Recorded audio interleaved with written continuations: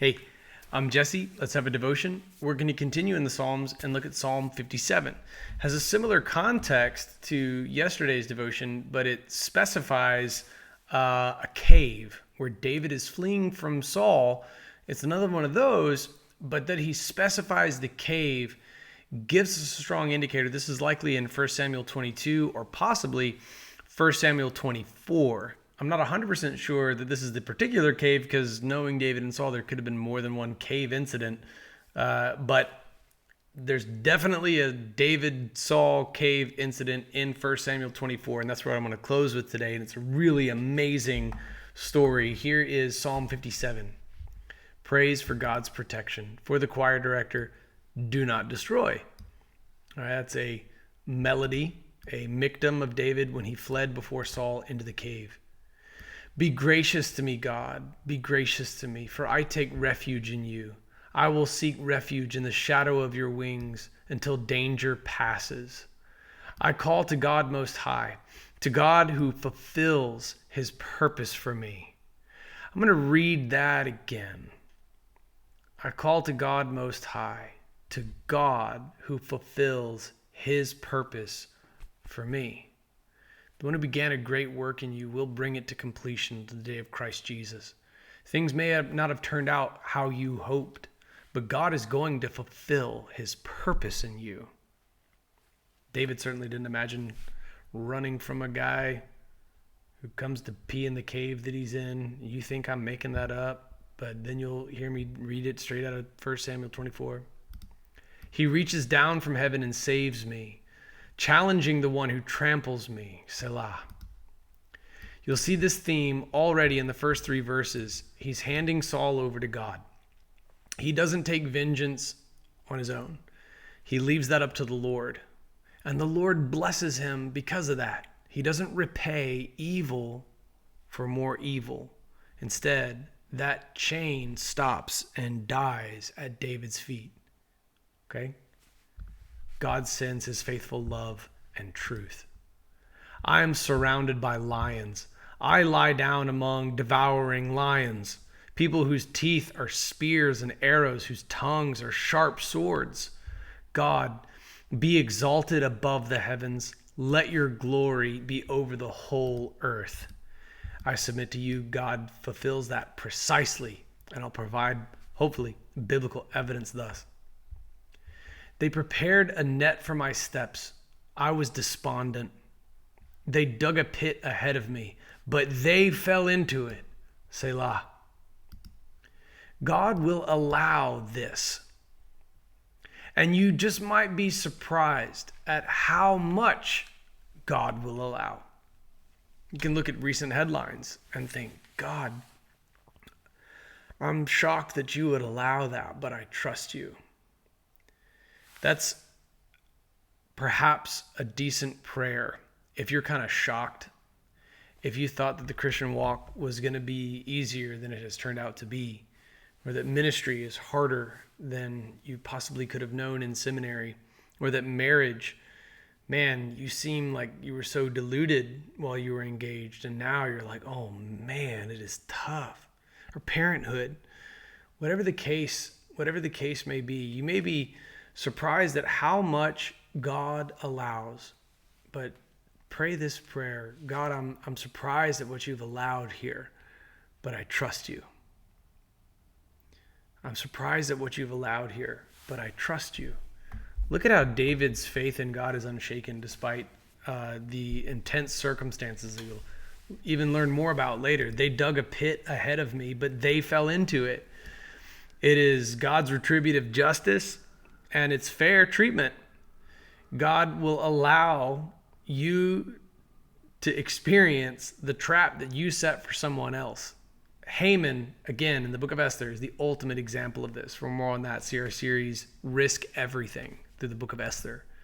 My heart is confident, God, my heart is confident.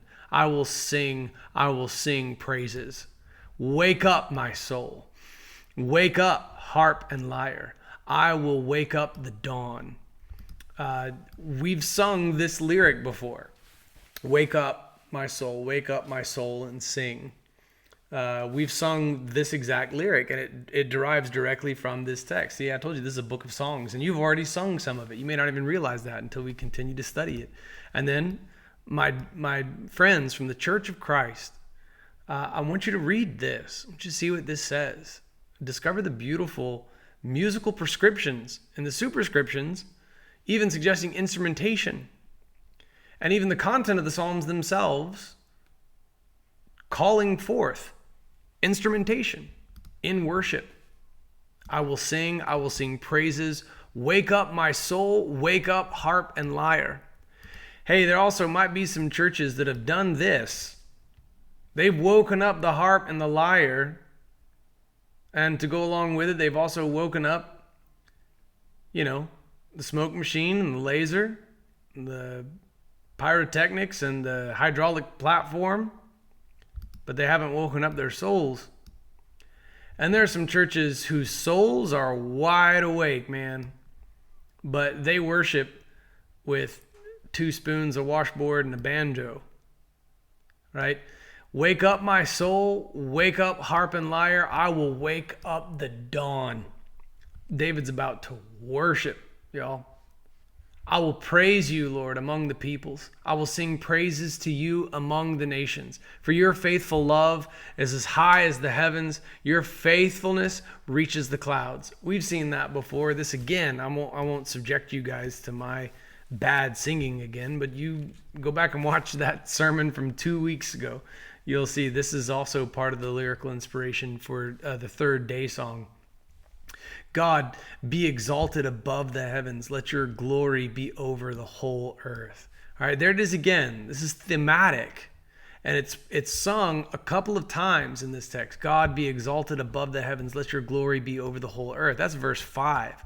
And then we come back to the very, very end. God, be exalted above the heavens. Let your glory be over the whole earth. Again, I told you I was going to show you how that is definitively fulfilled in Jesus.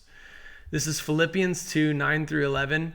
For this reason, God highly exalted him and gave him the name that is above every name, so that at the name of Jesus, every knee will bow in heaven and on earth and under the earth, and every tongue will confess that Jesus Christ is Lord, to the glory of God the Father. So, what David spoke, prophesied, prayed, let your glory be over the whole earth, is definitively fulfilled in Jesus Christ. My only prayer for you is that you do this with the Redemption Church this Sunday at 10 a.m.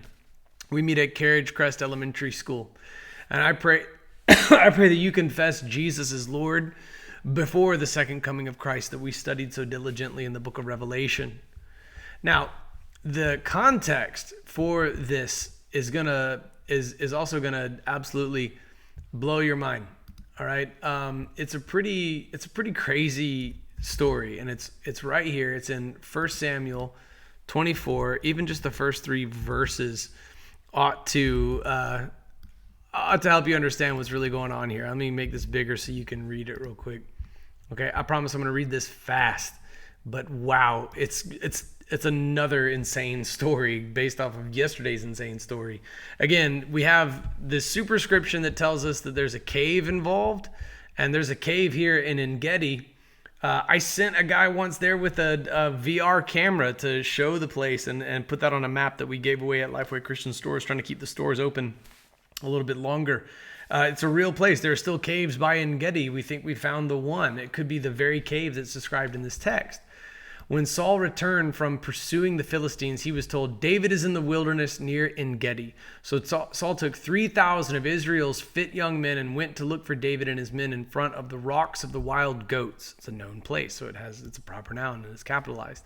When Saul came to the sheep pens along the road, a cave was there, and he went in to relieve himself. See, I told you. David and his men were staying in the recesses of the cave, so they said to him, look, this is the day the Lord told you about. I will hand your enemy over to you so you can do to him whatever you desire. Then David got up and secretly cut off the corner of Saul's robe. Okay, so he's done this in a sneaky way. And Saul doesn't realize it. And he's trying to send Saul a message. I could have killed you, but I didn't.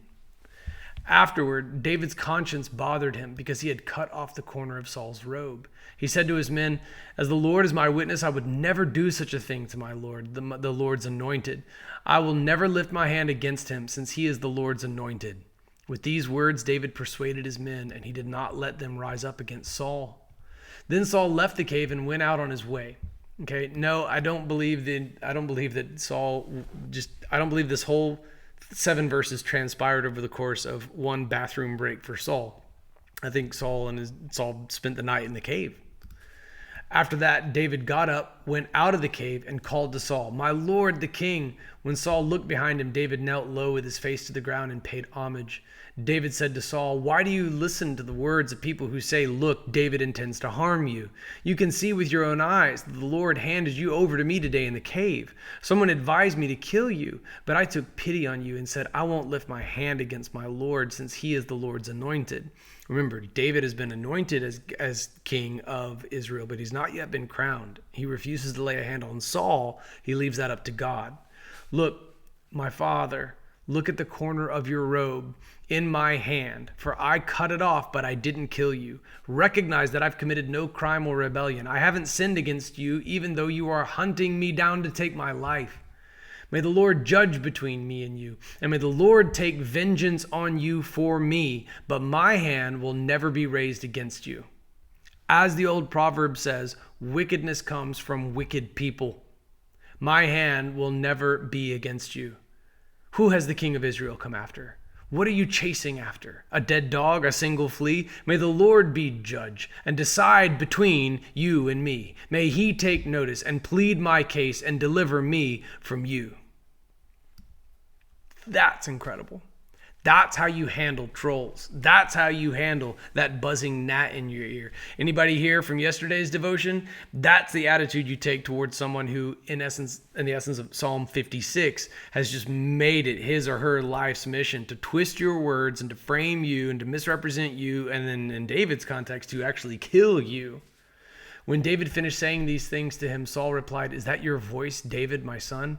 I think I need to clarify, Saul was not David's actual son. We're not talking about a prince committing patricide, reginal patricide. I don't know what the word for this would be. He's not killing his own literal biological father. His father's name was in fact Jesse. David is referring to Saul this way out of respect and esteem and affection even. And now Saul, surprisingly, in a moment of what looks like reconciliation, actually calls David his son. Then Saul wept aloud and said to David, "You are more righteous than I, for you have done what is good to me, though I have done what is evil to you. You yourself have told me today what good you did for me when the Lord handed me over to you and you didn't kill me. When a man finds his enemy, does he let him go unharmed? May the Lord repay you with good for what you've done for me today." Look at that. If you got someone buzzing in your ear, making it his or her life's mission to make you miserable, you hand them over to the Lord, and the Lord will bless you for the kindness you show such people. Bring your heart to the place whereupon you can honestly pray, "God, forgive them. They don't know what they're doing." The same thing Jesus prayed for his crucifiers. And when you can pray blessings on the people who, like Saul, are just hunting you, you're going to find that it sets your heart free. Your joy comes running back, and it's beautiful. "Now I know for certain you will be king, and the kingdom of Israel will be established in your hand." This is a big deal for Saul to say this to David. "Therefore swear to me by the Lord that you will not cut off my descendants or wipe out my name from my father's family." So David swore to Saul. Then Saul went back home, and David and his men went up to the stronghold. So here's your context. It's likely that the events, these events from 1 Samuel 24 are the same events described here when he fled before Saul into the cave. And so now with that context, it helps us understand what he means when he says, "I'm surrounded by lions." And he's surrounded by all these people who are hunting him down. But while he's doing it, he's just praying to God. He's rightly saying that he was despondent. And you can see, indeed, these people really are out to get him. But in the end, it's just worship. It's worship. It's worship. He's the one saying, while he's reflecting on this encounter in a cave, whether that's 1 Samuel 24 or another encounter in a cave, wake up my soul, wake up, harp and lyre. I will wake up the dawn. I will praise you, Lord, among the peoples. I will sing praises to you among the nations, for your faithful love is as high as the heavens. Your faithfulness reaches the clouds. God, be exalted above the heavens. Let your glory be over the whole earth. That guy is praying that and worshiping that way while fleeing for his life in a cave, possibly even the same cave that the guy hunting him came to relieve himself in, for crying out loud. He had the chance to take his enemy out, but instead, this is what was happening in his heart. He trusted the Lord to take vengeance for him, and he resolved not to lay a hand on his enemy. And the Lord blessed him, even from his enemy's mouth. Now, this would be ultimately, in the end, kind of a short-lived, a bit of a short-lived peace. Saul's family didn't know about this. Jonathan's family, when they heard the news about Saul and Jonathan's deaths, they fled, and in fleeing, a young boy named Mephibosheth was dropped in a way that made it impossible for him to walk the rest of the days of his life. That boy's name was Mephibosheth, and he would be invited to have a seat at the king's table all the days of his life. There's more to Mephibosheth's story. Ziba was a good servant at first, but David did right by the house of Saul. This is what was on his heart while he was running. He praised God in the cave. Would you praise God in the cave? And look one more time at how this beautiful prayer, God be exalted above the heavens, let your glory be over the whole earth. Look at how that is absolutely fulfilled in Jesus Christ and in Jesus alone.